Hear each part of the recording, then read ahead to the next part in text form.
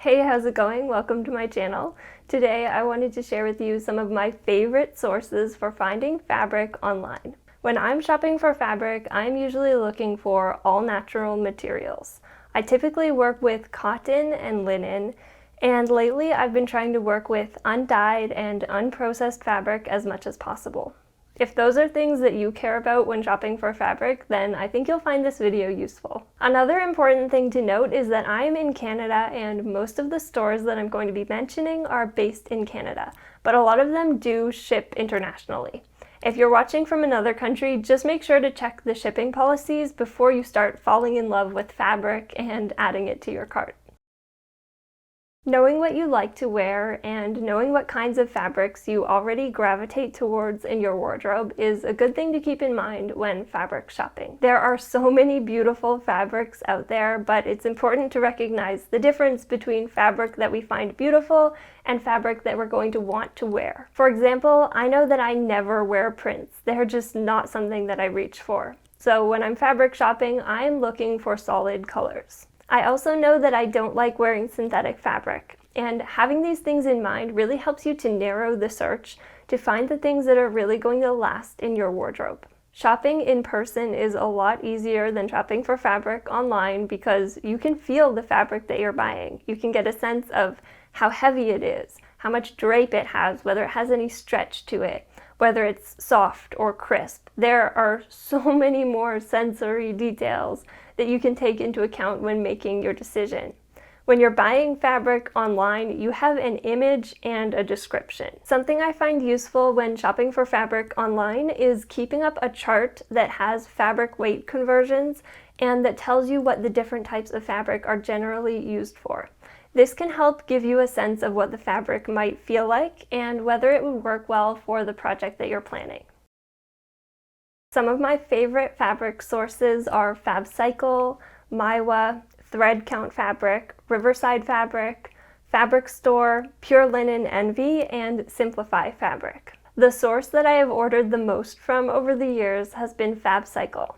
I really like this shop because they're all about upcycling secondhand fabric or waste from the clothing industry, and you can find some really interesting things there. The way that they sort their fabric is really good. You can filter by fiber content, color, weight, and whether it's stretch or knit, so you can pretty quickly narrow down to find what you're looking for. They also offer supplies like zippers, elastics, buttons, a whole bunch of other notions, as well as a collection of used sewing patterns. Another amazing thing that they offer is free scraps. You can get scraps for crafting or stuffing, and you can order them by the kilogram.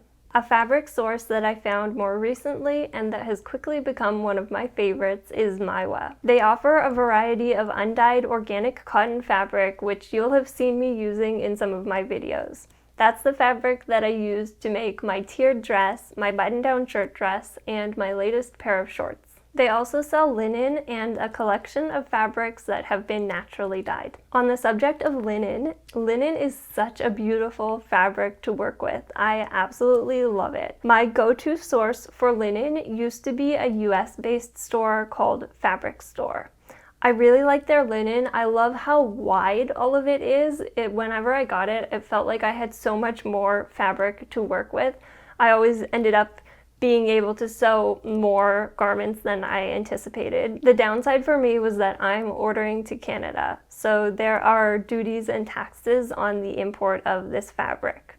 That, combined with the fact that there's a conversion rate, which is not great, meant that I was always spending more on fabric from Fabric Store than I initially thought I was spending. They also increased the prices of their fabric, and I decided it was no longer worth it for me to order from them. If you're in the US, this still might be a good option, but for me, I ended up finding a more local source of linen that I'm really happy with.